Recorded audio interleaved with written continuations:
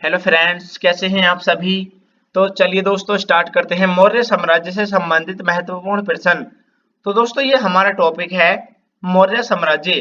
तो इसमें सबसे ज्यादा बार पूछे गए प्रश्न है ये, और जो कि दोस्तों प्रीवियस ईयर क्वेश्चन पेपर के प्रश्न है। ठीक है, तो चलिए दोस्तों ये 15 क्वेश्चन ऑब्जेक्टिव है, बाकी सभी क्वेश्चन वन लाइनर हैं। तो चलिए दोस्तों इसको देरी न करते हुए स्टार्ट करते हैं। पहला क्वेश्चन है, न्याय दर्शन के संस्थापक कौन थे। बताएं साथियों कौन थे। चलिए बताते हैं। तो दोस्तों न्याय दर्शन के संस्थापक कौन थे। ये हैं दोस्तों गौतम।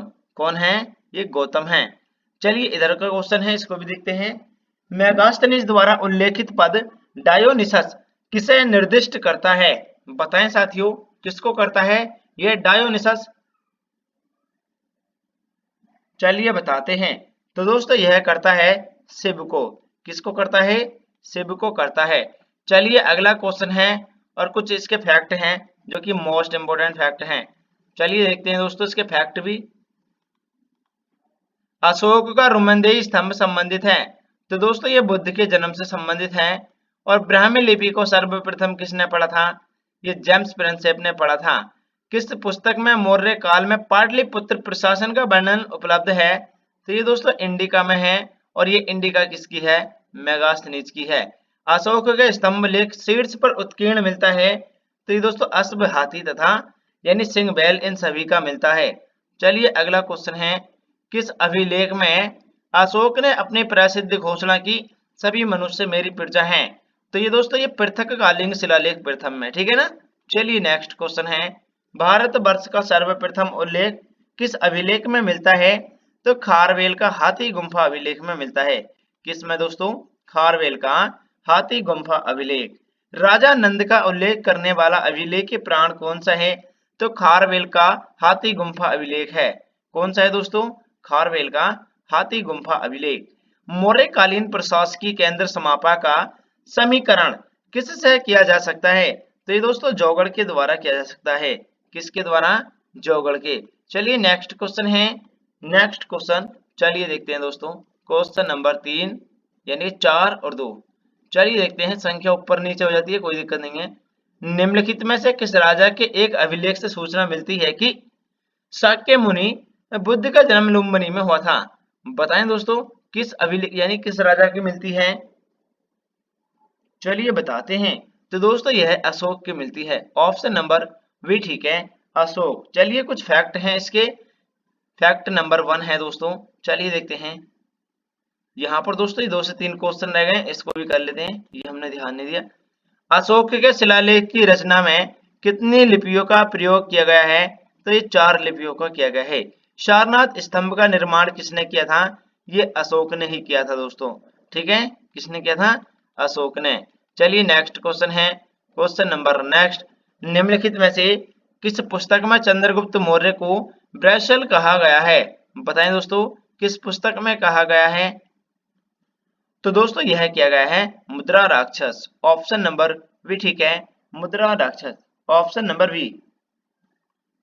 चलिए नेक्स्ट क्वेश्चन है, क्वेश्चन नंबर नेक्स्ट। इसके कुछ फैक्ट देखते हैं। अशोककालीन अभिलेख किस भाषा में थे। तो ब्राह्मी, खरोष्टी, अरमाइक भाषा में थे ये। और अशोक का किस नाम से, अशोक का किस नाम अभिलेख में मिलता है। तो दोस्तों ये मिलता है इसका मास की शिलालेख में। ठीक है, अशोक का नाम जो है ये मिलता है मास की अभिलेख में मिलता है इसका नाम। नेक्स्ट क्वेश्चन है, किस अभिलेख में चंद्रगुप्त मौर्य और अशोक दोनों का नाम का उल्लेख है। तो रुद्रदामन का जूनागढ़ अभिलेख। किसका दोस्तों, रुद्रदामन का जूनागढ़ अभिलेख में इन दोनों का है। किसका, चंद्रगुप्त मौर्य और अशोक का। ठीक है, चलिए नेक्स्ट क्वेश्चन देखते हैं। क्वेश्चन नंबर नेक्स्ट है दोस्तों, चलिए देखते हैं, ऊपर कर देते हैं इसको। अशोक का पूर्ण रूपेण, अशोक का पूर्ण रूपेण धार्मिक सहिष्णुता के प्रति समर्पित कौन सा अभिलेख है। तो अभिलेख 12। कौन सा दोस्तों, अभिलेख 12 है। और नंदों का उल्लेख करने वाला प्राचीनतम अभिलेख प्राण कौन सा है। खारवेल का प्रथम, खारवेल का हाथी गुम्फा अभिलेख है दोस्तों। ठीक है, कौन से अभिलेख में अशोक का नाम प्राप्त होता है। तो ये नेत्र अभिलेख है दोस्तों। और सारनाथ स्तंभ का निर्माण किसने किया था, ये अशोक ने ही किया था। हर एक क्वेश्चन मोस्ट इंपोर्टेंट क्वेश्चन है। सभी साथी एक बार चैनल को सब्सक्राइब कर लीजिए और क्लास को लाइक कर दीजिए। चलिए देखते हैं नेक्स्ट क्वेश्चन। अशोक के बारे में जानकारी कहाँ से मिलती है? तो उसके साम्राज्य के विस्तार, उसकी प्रशासनिक नीति, उसके धार्मिक विचार से मिलती है दोस्तों। ठीक है, इन तीनों समुदाय से इसकी जानकारी मिलती है। अशोक के शिलालेखों में प्रयुक्त भाषा कौन सी थी? तो ये थी दोस्तों पाली। और मौर्य प्रशासन में रूपदर्शक अधिकारी कौन था? ये सिक्कों का परीक्षक था दोस्तों, सिक्कों का परीक्षक था। मौर्य काल का मुख्यतः कौन सा भूमिकर था?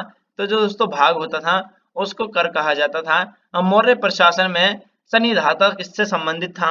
तो कोष की देखभाल करता था ये। ठीक है, चलिए नेक्स्ट क्वेश्चन है। मौर्य काल में भाग्य क्या था? तो दोस्तों भाग जो था बताया था मैंने, भूमिकर था। क्या था? ये भूमिकर था। और राजुक कौन थे? मौर्य शासन में अधिकारी थे दोस्तों। अवैध मात्रक भूमि क्या थी? तो वह भूमि जिसमें बिना वर्षा के अच्छी खेती हो सके। बिना वर्षा के, यहाँ पर दोस्तों वर्षा लिख लीजिए, बिना वर्षा के अच्छी खेती हो सके, उसको क्या कहा जाता था? अवैध यानी अदैव मात्रक भूमि कहते थे। ठीक है, चलिए नेक्स्ट क्वेश्चन है। क्वेश्चन नंबर नेक्स्ट है दोस्तों, पौतवाध्यक्ष। पौतवाध्यक्ष का कार्य किसका निरीक्षण करना था? तो मापतोल का निरीक्षण करना था। किसका दोस्तों? मापतोल का। मेगास्थनीज के अनुसार पाटलिपुत्र का नगर एक समिति द्वारा शासित था। इस समिति में कितने सदस्य थे? बताएं साथियों, कितने सदस्य थे? चलिए बताते हैं। तो दोस्तों इसमें थे यानी कि कितने सदस्य थे? ये थे दोस्तों 30। ऑप्शन नंबर बी ठीक है, 30 सदस्य थे। चलिए नेक्स्ट क्वेश्चन है, और क्वेश्चन नंबर नेक्स्ट यानी कि 7। चलिए देखते हैं। कलिंग युद्ध की विजय तथा क्षत्रियों का वर्णन अशोक के किस शिलालेख में मिलता है? शिलालेख 13वें में मिलता है दोस्तों। अशोक के किस अभिलेख में पारंपरिक अवसरों पर पशु बलि पर रोक लगाई गई है? शिलालेख प्रथम में दोस्तों। किसमें? शिलालेख प्रथम। अफगानिस्तान में प्राप्त अशोक के सभी अभिलेखों में कौन सी भाषा है? तो अरमाइक एवं ग्रीक भाषा है दोस्तों। कौन सी है? अरमाइक एवं ग्रीक। प्रसिद्ध यूनानी राजदूत मेगास्थनीज भारत में किसके दरबार में आया था? बताएं साथियों, किसके दरबार में आया था? चलिए बताते हैं। तो दोस्तों यह चंद्रगुप्त मौर्य के दरबार में आया था। ऑप्शन नंबर डी ठीक है। चलिए नेक्स्ट क्वेश्चन है। क्वेश्चन नंबर नेक्स्ट है दोस्तों, चलिए देखते हैं। द्रोण किसके लिए एक माप था? द्रोण किसके लिए एक माप था? तो दोस्तों ये अनाज के लिए था। किसके लिए था? अनाज के। कौटिल्य के अर्थशास्त्र में किस अधिकारी को कर वसूलने का कार्य सौंपा गया था?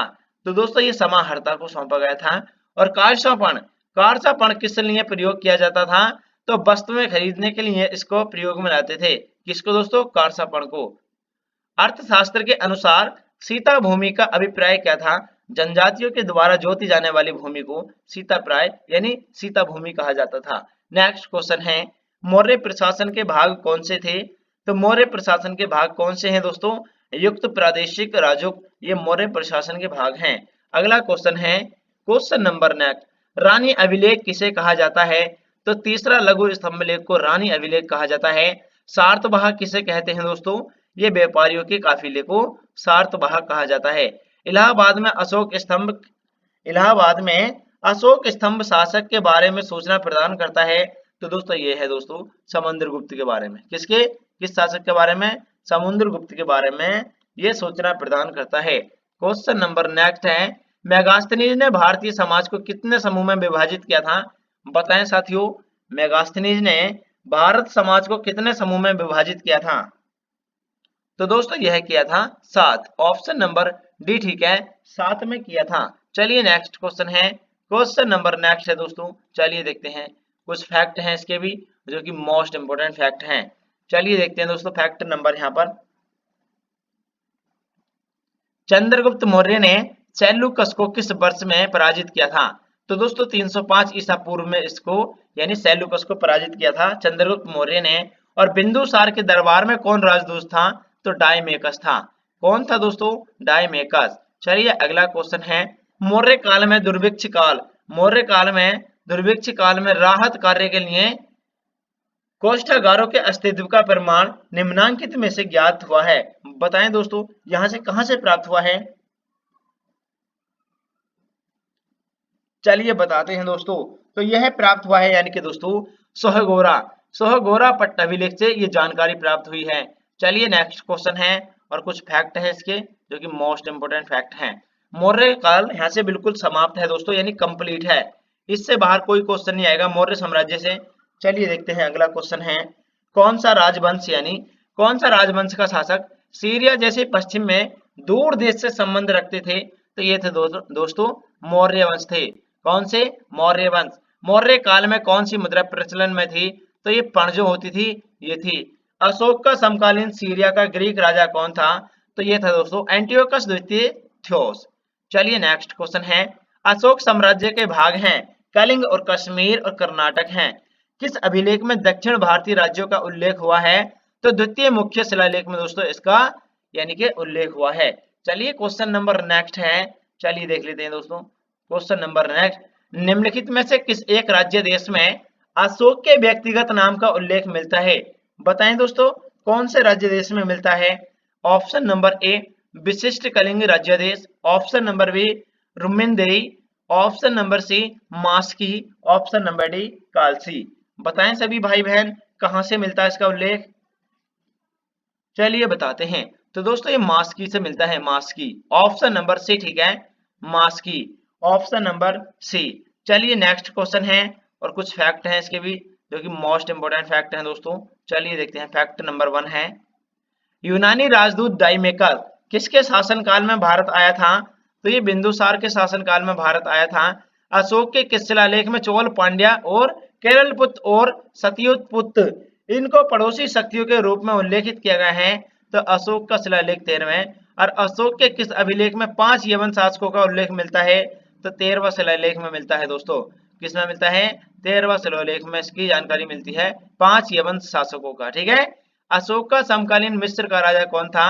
तो दोस्तों टॉलेमी द्वितीय, टॉलेमी द्वितीय फिलाडेल्फस ये द्वितीय था। ठीक है ना।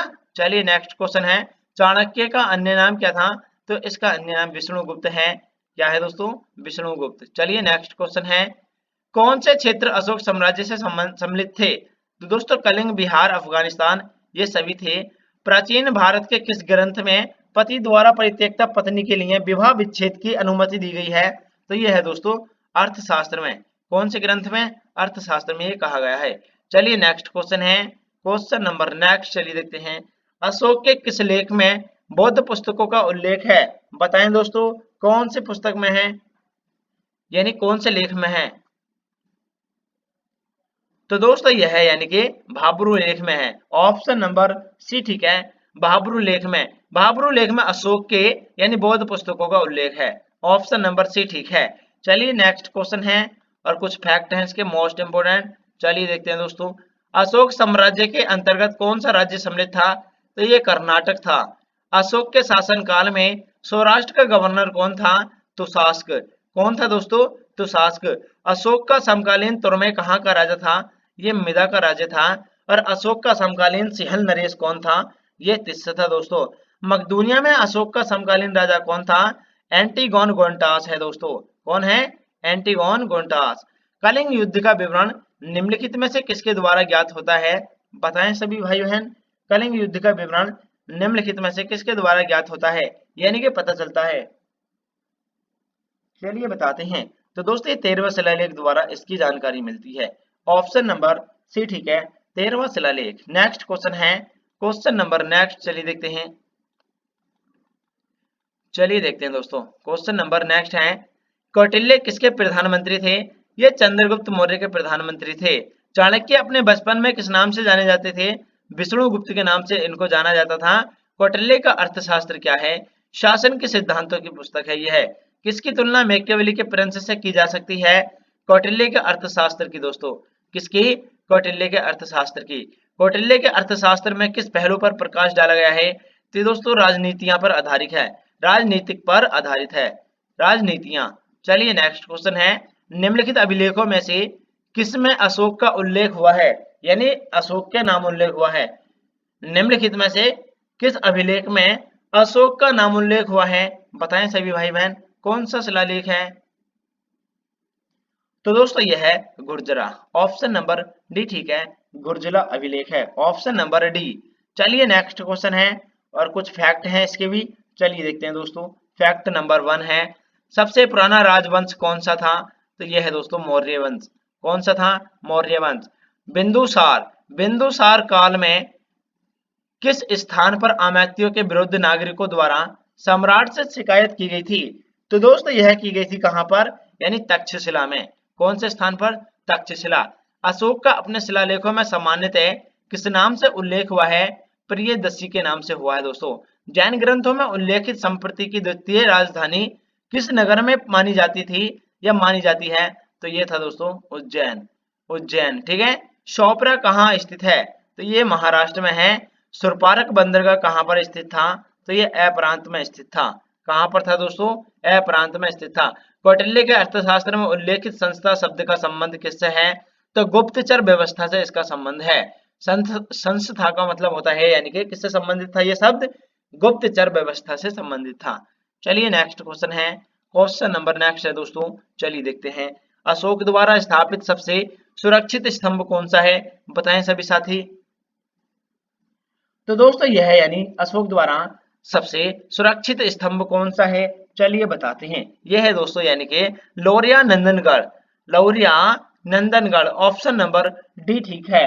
चलिए कुछ फैक्ट हैं जो कि मोस्ट इंपोर्टेंट हैं। अर्थशास्त्र में कितने तीर्थों का उल्लेख है? तो यह है दोस्तों 18 का है। कौटिल्य का अर्थशास्त्र कितने अधिकरणों में विभाजित है? ये 15 में है। और किसने कहा था? चंद्रगुप्त मौर्य ने 6 लाख सैनिकों की सहायता से संपूर्ण भारत पर आक्रमण और अधिकार किया था। तो ये दोस्तों प्लूटार्क ने कहा था। किसने? प्लूटार्क ने कहा था। वह स्थान जहां प्राक अशोक ब्राह्मी लिपि का पता चलता है, बताएं सभी भाई बहन, वह कौन सा स्थान है? चलिए बताते हैं। तो यह है दोस्तों अनुराधापुर। ऑप्शन नंबर सी ठीक है, अनुराधापुर, ऑप्शन नंबर सी। चलिए कुछ फैक्ट हैं जो कि मोस्ट इंपोर्टेंट फैक्ट हैं। सभी भाई बहन एक बार चैनल को सब्सक्राइब कर लीजिए और क्लास को शेयर कर दीजिए दोस्तों। चलिए देखते हैं फैक्ट नंबर 1। मौर्य साम्राज्य के पतन का मुख्य कारण क्या था? तो अशोक के बाद के राजाओं का निर्बल होना, ये इसके मुख्य पतन का कारण था। कनिष्क के समकालीन कौन थे दोस्तों? अश्वघोष, नागार्जुन, वसुमित्र, ये कनिष्क के समकालीन थे। और चंद्रगुप्त मौर्य ने अपने अंतिम दिन कहाँ बिताए थे? ये श्रवणबेलगोला में बिताए थे। श्रवणबेलगोला कहाँ पर है दोस्तों? ये आपको कमेंट में बताना है। और चंद्रगुप्त मौर्य का गुरु कौन था? तो भद्रबाहु था। कौन था दोस्तों? भद्रबाहु चंद्रगुप्त मौर्य का गुरु था। आधुनिक देवनागरी लिपि का प्राचीन रूप क्या है? तो यह है दोस्तों ब्राह्मी लिपि। क्या है? ब्राह्मी लिपि। चलिए नेक्स्ट क्वेश्चन है। सैंड्रोकट्स ने सैंड्रोकोट्स ने सैंड्रोकोट्स से चंद्रगुप्त मौर्य की पहचान किसने की थी? तो विलियम जोन्स ने इसकी पहचान की थी दोस्तों। यूनानी लेखकों ने किस मौर्य शासक को अमित्र घात की संज्ञा दी थी? तो बिंदुसार को दी थी। कौन सी लिपि दाईं ओर से बाईं ओर लिखी जाती थी? तो ये थी दोस्तों खरोष्टी लिपि थी। कौन सी थी? खरोष्टी लिपि। चलिए कुछ फैक्ट नंबर 1, इसका है दोस्तों लास्ट क्वेश्चन। सर्वश्रेष्ठ स्तूप किसे माना जाता है? तो ये अशोक का है, सांची स्तूप। किसका दोस्तों? सांची का स्तूप। नेक्स्ट क्वेश्चन है क्वेश्चन नंबर 15। पत्थर पर प्राचीनतम शिलालेख किस भाषा में है? बताएं दोस्तों, पत्थर पर प्राचीनतम शिलालेख किस भाषा में थे? जल्दी से बताएं सभी साथी।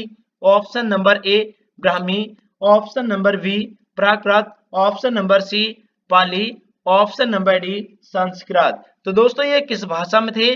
पत्थर पर जो शिलालेख थे ये थे दोस्तों, यानी कि ऑप्शन नंबर, यानी कि प्राकृत। ऑप्शन नंबर भी ठीक है। चलिए किसके कुछ फैक्ट हैं जो कि दोस्तों मोस्ट इंपोर्टेंट फैक्ट हैं। चलिए देखते हैं दोस्तों। क्वेश्चन नंबर नेक्स्ट है, सांची का स्तूप किस शासक ने बनवाया था? ये अशोक ने बनवाया था, अभी बताया था। ब्राह्मी लिपि का सर्वप्रथम ब्राह्मी लिपि का प्रथम उद्वचन किस पर उत्कीर्ण अक्षरों से किया गया है? तो ये दोस्तों स्तंभों पर किया गया है। बुरंदी बाग किसका प्राचीन स्थान था? पाटलिपुत्र का था। किसने गिरनार क्षेत्र में जल संसाधन व्यवस्था के लिए सर्वप्रथम पहल की थी? तो ये चंद्रगुप्त मौर्य ने ही की थी। चंद्रगुप्त मौर्य के समय सौराष्ट्र का राज्यपाल कौन था? तो दोस्तों ये वैश्य पुष्यगुप्त था। वैश्य पुष्यगुप्त था। कहाँ का? चंद्रगुप्त मौर्य के समय सौराष्ट्र का राज्यपाल था वैश्य पुष्यगुप्त। नेक्स्ट क्वेश्चन है, चलिए देखते हैं। कौन सा ग्रंथ उल्लेख करता है कि अशोक श्रीनगर का संस्थापक था? तो ये राज्य तरंगणी करता है, राज्य तरंगणी। मौर्य काल में शिक्षा ग्रहण करने का सर्वाधिक प्रसिद्ध केंद्र कौन सा था? ये था दोस्तों तक्षशिला। कौन सा था? तक्षशिला। मौर्य साम्राज्य का पश्चिमी भारत में प्रमुख बंदरगाह कौन सा था? भारू कच्छ था। भारू कच्छ था दोस्तों। कालसी किस लिए प्रसिद्ध है? अशोक के शिलालेख के कारण ये प्रसिद्ध है। और प्रथम भारतीय साम्राज्य किसके द्वारा स्थापित किया गया था? तो दोस्तों चंद्रगुप्त मौर्य के द्वारा ही स्थापित किया गया था। किसके द्वारा? चंद्रगुप्त मौर्य के द्वारा स्थापित किया गया था। चलिए नेक्स्ट क्वेश्चन है, अभिलेखों में किस शासक का उल्लेख प्रियदर्शी एवं देवनाम प्रिय के रूप में किया गया है? तो दोस्तों यह किया गया है अशोक का। किस शासक का? अशोक का किया गया है। और मौर्य साम्राज्य का अंतिम राजा कौन था? यह है दोस्तों बृहद्रथ। कौन था? बृहद्रथ। एक बार सभी भाई बहन चैनल को सब्सक्राइब कर लीजिए।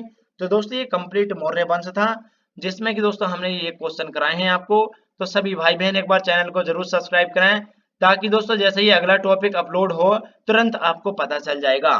तो चलिए दोस्तों मिलते हैं अगले सेशन में। जय हिंद साथियों।